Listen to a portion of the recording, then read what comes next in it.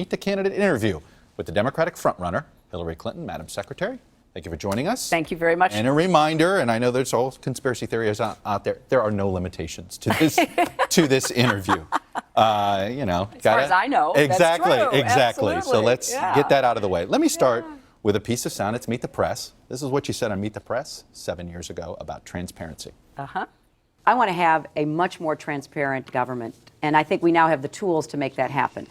I want to have as much information about the way our government operates on the internet, so the people who pay for it, the taxpayers of America, can see that. A year later, ClintonEmail.com, this server started, private server. Had every government agency head did what you did at the State Department, there would be a lot of information that wasn't in the public. Do you see that now as a problem as far as the public is concerned?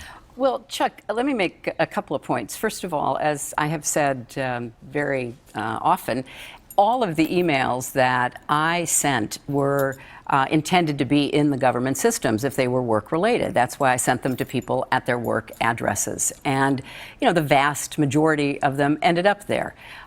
So I have said also that if I had to do it all over again, I would have used a separate email account. I did it for convenience, and it turned out not to be that at all. But the bottom line is, my emails were predominantly in the State Department system or on other government servers. And then I said, I'm going to give them all after a very careful review, and I did so. All right, I want to unpack a couple of things there, but let me start with just the news of this week.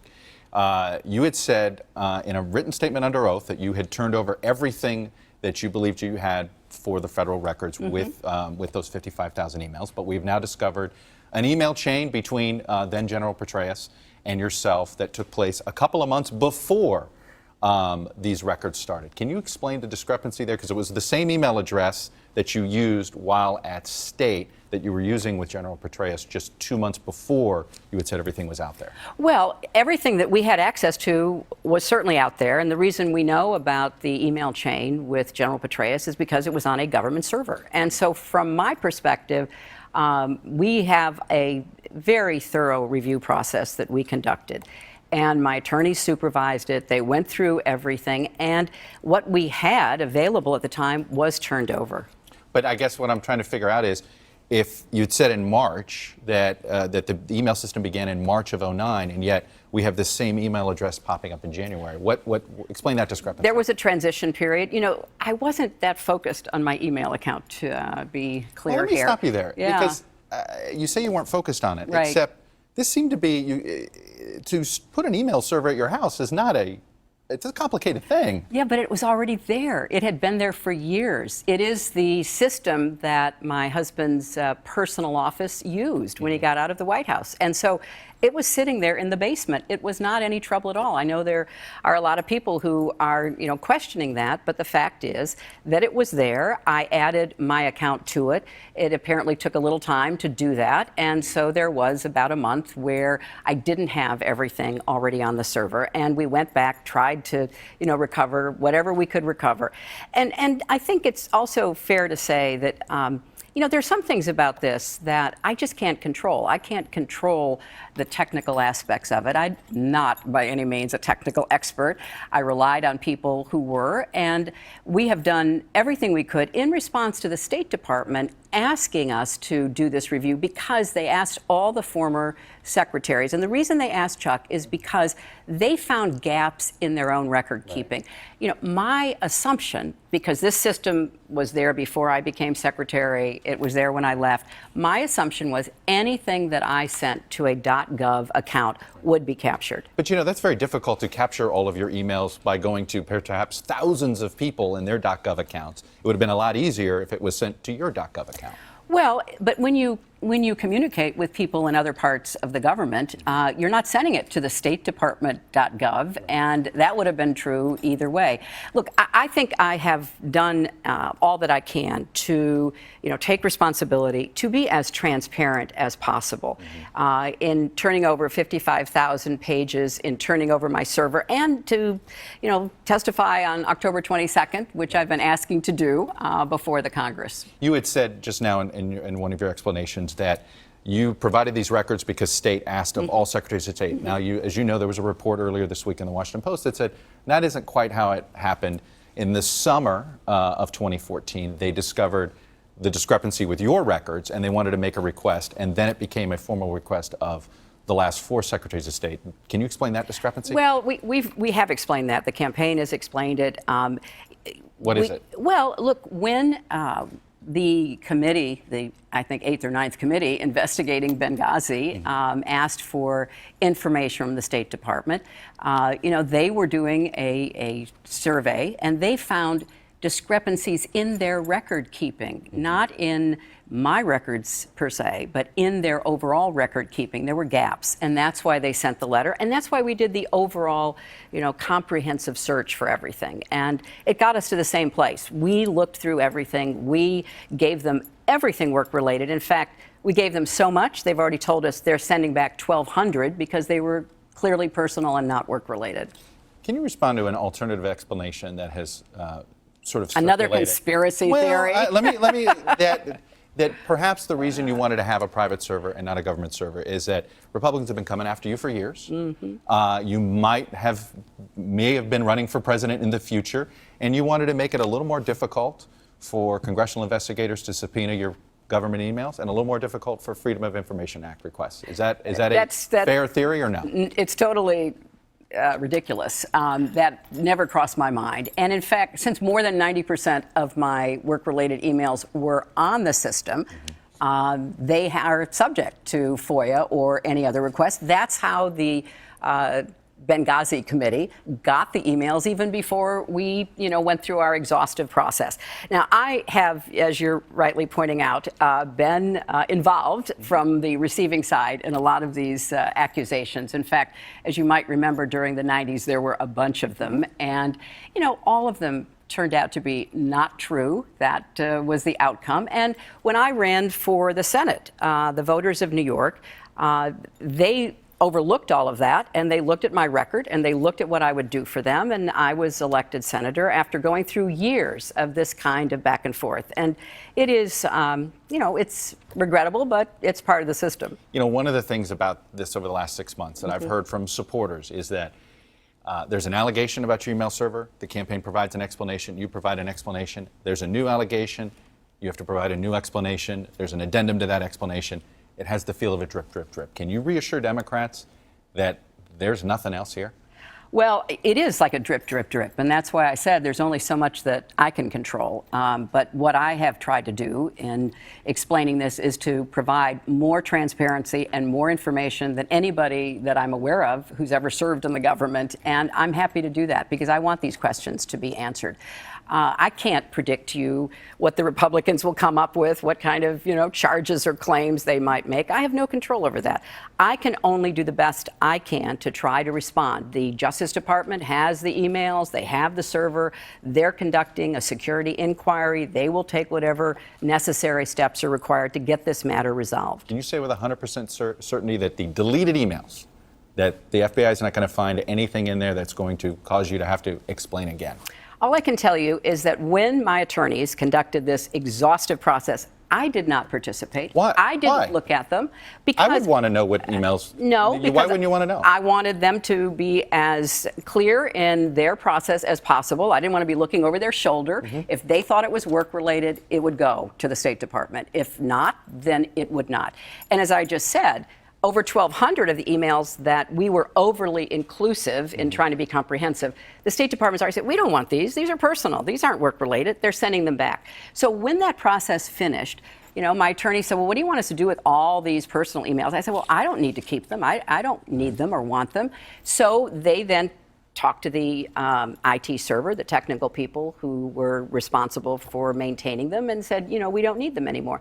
That's the limit of my knowledge. And I know it was a little sarcastic in one exchange with Fair the enough. press for which I, I'm sorry, guys. But, I'm not a technical expert. I just said I don't need them. Whatever happened to them, happened to them. And I'm, very sure that my attorneys did the most meticulous job that could have been done.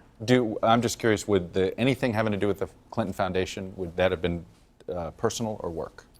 Well, it would depend. I did not communicate with the foundation. Other people in the State Department did, in accordance with the rules So that any of these had been deleted adopted. emails are not going to be foundation related at all? Well, they might be, there's going to be a meeting or there's this, but not anything that relates to the work of the State Department. That was handled by, the professionals and others in the State Department. All right, let me sort of move on from this a little bit. And I say sort of move on because obviously you've taken a hit in the polls. I This have. New Hampshire poll. Right. Do you believe you have explained this and that there aren't any contradictions here?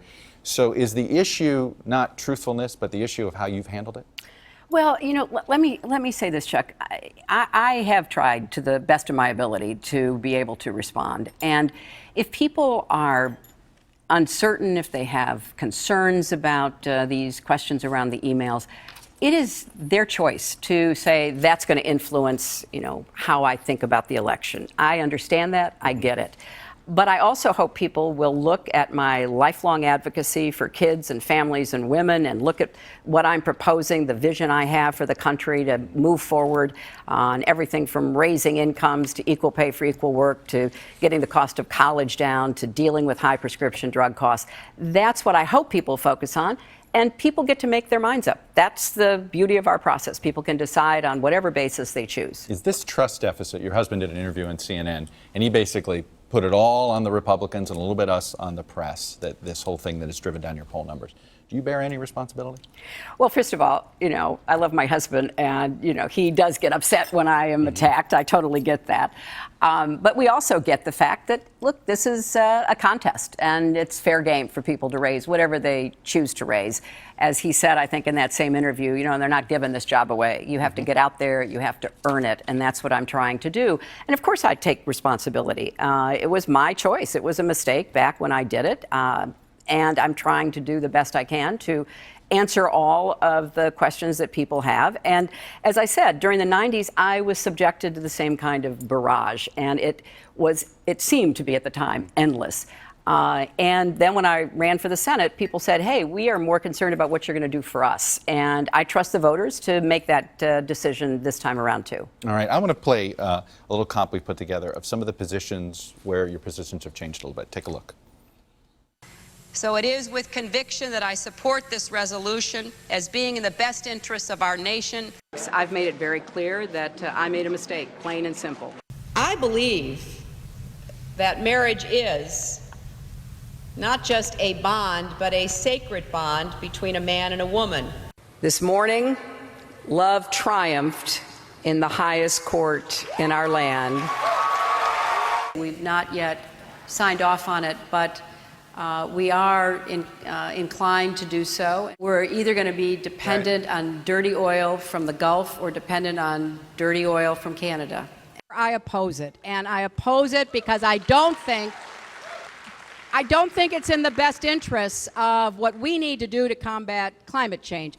So how do you respond to some critics who say, your positions have changed out of political expediency, that you're sort of whatever the majority is at that time, that's the position you have? Well, I just don't think that reflects either my assessment of issues, and I don't think it reflects how people who are thoughtful actually conduct their lives. I mean, if we don't learn, if we don't, make decisions based on the best information we have available, well, that's regrettable. And what I've always tried to do is to say, okay, what is the best decision that I can think about making? Now, with those that you did, number one on the Iraq War vote, I've written about it, I've talked about it, I said it was a mistake. It certainly became a very clear mistake when you saw the way the Bush administration conducted that war and the decisions that they made.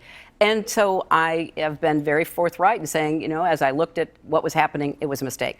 On same-sex marriage, like a lot of people, including our president, I did evolve. And I was not raised to even imagine this. And I'm thrilled now that it is the law of the land. And I have a lot of good friends who are now able to be married because of the changes we've made legally and constitutionally. When it comes to Keystone, I was at the beginning of the process of trying to evaluate what was the best outcome. I did feel that I shouldn't jump in before the president and Secretary Kerry and make my views known, because they're still in the middle of that process. But it was, frankly, uncomfortable to have so many people asking me, and my saying, you know, I'm waiting and waiting and waiting, and it still hasn't happened. I don't know when it will happen. It may have to happen when I'm president, I hope. So I've said, look, I'm against it. On the total evaluation, when I made that statement years ago, we did not have the kind of energy profile that we now have. We did not have the full understanding of how the particular oil that would have been extracted from those tar sands was of a different degree of dirtiness and polluting in terms of greenhouse gases. So, you know, I'm not going to sit here and tell people that I make up my mind. That's the Republicans. They make up their mind. They're never bothered by evidence. But Bernie Sanders has been on the sort of where you are on these issues. Bernie Sanders was there when it came to marriage 20 years ago. When it came, do you think one of the reasons he's doing well right now is some progressives think, well, you know what, he was there when it wasn't popular? Well, he can speak for himself, and I certainly respect his views. I can just tell you that I am not someone who, you know, stakes out a position and holds it regardless of the evidence or regardless of the way that I perceive what's happening in the world around me. And as I was saying, that's where the Republicans are. You know, they're still believing in trickle-down economics, even though it was a disaster not once but twice for our country. So I want people, because I think my experience on these issues is much more reflective of how people talk to me about how they too have evolved and moved in their understanding, and I feel, you know, very comfortable saying that. Well, I have a lot more questions, and the good news is I have a part 2 interview we're going to do for the new show, my new show, MTP Daily. So we will get into some foreign policy, domestic policy, a whole bunch of stuff. Madam Secretary, thanks for coming back to Thank you. Press. Hey, NBC News fans, thanks for checking out our YouTube channel. Subscribe by clicking on that button down here, and then click on any of the videos over here to watch the latest interviews, show highlights, and digital exclusives. Thanks for watching.